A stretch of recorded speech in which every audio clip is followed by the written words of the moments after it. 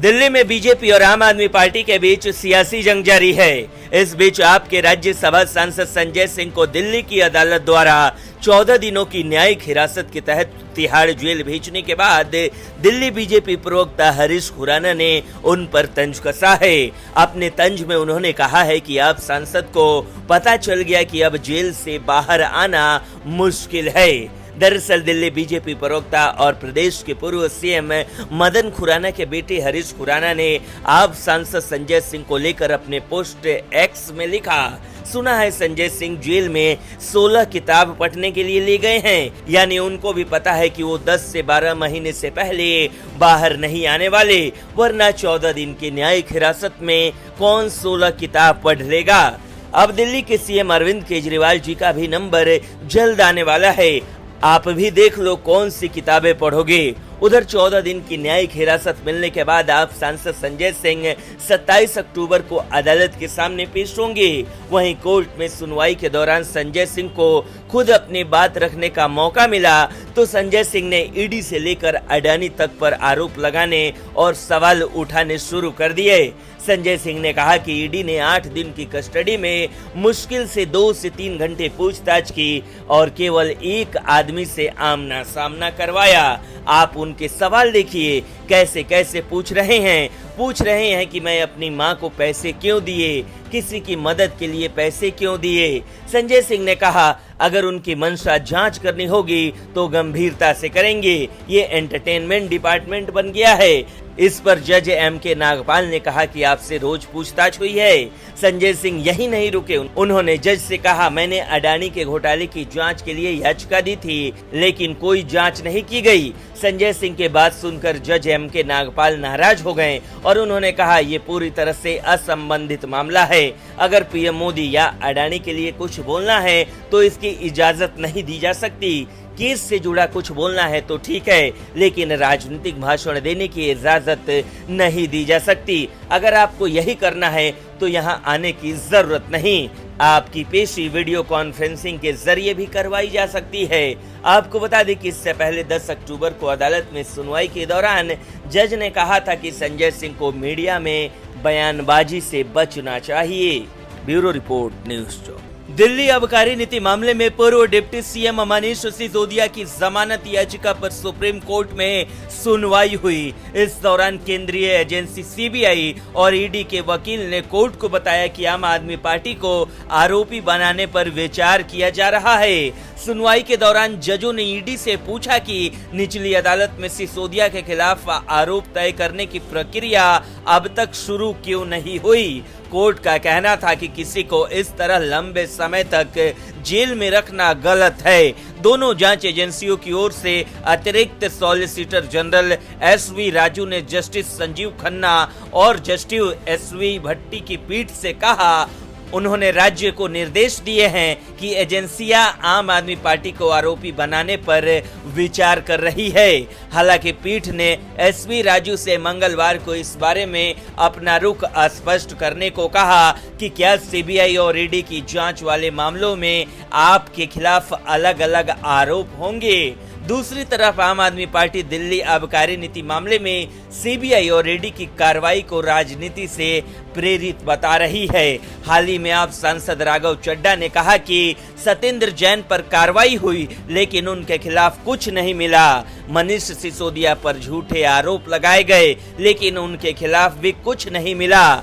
आज बीजेपी के विरोध की सजा संजय सिंह को मिल रही है। बता दें कि दिल्ली आबकारी नीति मामले में आपके 2 बड़े नेता संजय सिंह और मनीष सिसोदिया समेत कई लोगों को ईडी और सीबीआई ने गिरफ्तार किया है। दोनों ही नेता इस समय न्यायिक हिरासत में हैं। दूसरी तरफ दिल्ली आबकारी नीति मामले में आए दिन हो रही आम आदमी पार्टी के नेताओं की गिरफ्तारी से दिल्ली के मुख्यमंत्री अरविंद केजरीवाल की मुश्किलें भी बढ़ती जा रही है। आने वाले दिनों में हो सकता है कि इस मामले में दिल्ली के मुख्यमंत्री से भी पूछताछ हो सकती है। Bureau report, news 24।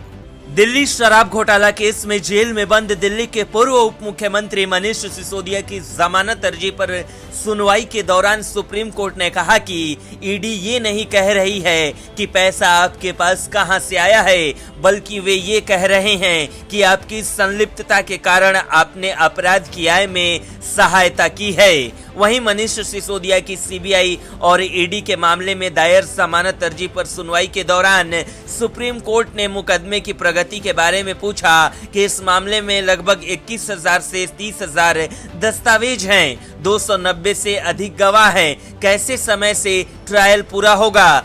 इस पर एसडी एसवी राजू ने कहा कि अदालत 6 महीने में देख सकता है कि हमने इसमें कितनी प्रगति की है। निचली अदालत ने मुझे सभी दस्तावेज देने का निर्देश दिया है ताकि मुकदमे में देरी न हो। वहीं बहस के दौरान अपनी दलील में मनीष सिसोदिया के वकील ने कहा कि सीधे तौर पर सिसोदिया से जुड़ा कोई साक्ष्य नहीं है, सभी साक्ष्य दस्तावेजी प्रवृत्ति के हैं। सिसोदिया के वकील अभिषेक मनु सिंघवी ने कहा कि सिसोदिया को सलाखों के पीछे रखने की कोई जरूरत नहीं है, उनके भागने का कोई खतरा नहीं है। सिसोदिया के वकील ने कहा कि ईडी का ये कहना गलत है कि नई शराब नीति के कारण कीमतें बढ़ी, जबकि पॉलिसी के बाद ग्राहकों को मिलने वाली कीमत भी कम हुई। सुप्रीम कोर्ट में मनीष सिसोदिया के वकील ने कहा कि ईडी का आरोप ये है कि नई शराब नीति ही धोखा देने के लिए बनाई गई, जबकि नई नीति समितियों द्वारा विचार विमर्श के बाद पारदर्शी तरीके से बनाई गई और तत्कालीन एलजी ने इसकी मंजूरी दी थी। उन्होंने आगे कहा कि इंडो स्पिरिट्स को लेकर ये आरोप है कि याचिकाकर्ता ने इंडो स्पिरिट को लाइसेंस देने के लिए उत्पाद शुल्क अधिकारियों पर दबाव डाला, जबकि इस आरोप को लेकर 5 एजेंसी के पास सबूत नहीं है। फाइल से पता चलता है कि उन्होंने नियम के मुताबिक काम करने का निर्देश दिया है। इसके बाद सुप्रीम कोर्ट के जस्टिस संजीव खन्ना ने कहा कि ईडी ये नहीं कह रही है कि पैसा आपके पास आया है, ईडी ये कह रही है कि मनीष सिसोदिया की संलिप्तता के कारण अपराध की आय में सहायता हुई। इसके बाद सिसोदिया के वकील ने कहा कि मनीष सिसोदिया के खिलाफ किसी मनी ट्रेल का पता नहीं चला। ईडी कहती है कि एक कंपनी ने मुनाफा कमाया और नीति मैंने बनाई थी जिससे कंपनी को मदद मिली। ब्यूरो रिपोर्ट, न्यूज़ चौक। दिल्ली में आम आदमी पार्टी की सरकार 10,000 से अधिक सिविल डिफेंस वॉलंटियर्स की सेवा समाप्त कर सकती है। इन लोगों को इस साल अप्रैल से सैलरी नहीं मिली। सैलरी जारी करने की मांग को लेकर ये लगातार प्रदर्शन कर रहे हैं। केंद्र शासित प्रदेश के 40 विभागों में ये वॉलंटियर अपनी सेवा दे रहे हैं। द टाइम्स ऑफ इंडिया ने अपनी रिपोर्ट में सूत्रों के हवाले से बताया है कि राजस्व विभाग ने विभिन्न रूटीन ड्यूटी में लगे 189 सिविल डिफेंस वॉलंटियर्स को हटाने का प्रस्ताव दिया था, लेकिन मुख्यमंत्री अरविंद केजरीवाल ने कहा है कि इन सभी वॉलंटियर्स की सेवा समाप्त कर उनकी बहाली की सही कानूनी स्थिति का पता लगाया जाए। रिपोर्ट में कहा गया है कि अक्टूबर के अंत तक इन लोगों को नौकरी से निकाला जा सकता है। साथ ही बताया गया है कि सीएम केजरीवाल ने इनकी सैलरी तुरंत जारी करने को भी कहा है।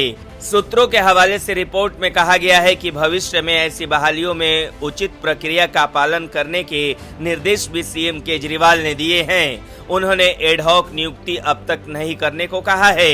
इस मामले पर अभी दिल्ली सरकार की प्रतिक्रिया सामने नहीं आई है।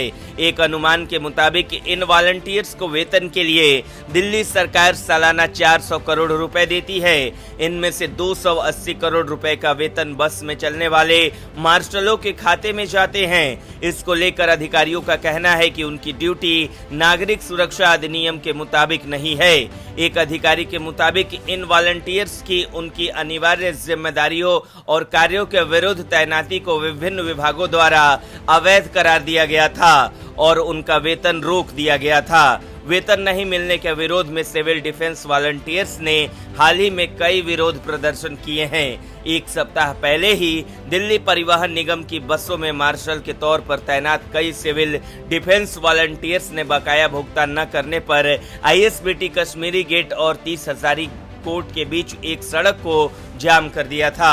गौरतलब है कि दिल्ली के 10,792 सिविल डिफेंस वॉलंटियर्स में से 8,574 को परिवहन विभाग ने डीटीसी और क्लस्टर बसों में बस मार्शल के तौर पर नियुक्त किया है। इसके अलावा राजस्व, एमसीडी, पर्यावरण, खाद्य एवं आपूर्ति, व्यापार एवं कर और चुनाव अन्य विभाग भी इस वॉलंटियर्स की सेवा का इस्तेमाल करते हैं। लेकिन अब इन वॉलंटियर्स को केजरीवाल सरकार बेरोजगार बना देगी। ब्यूरो रिपोर्ट, न्यूज़ चौक।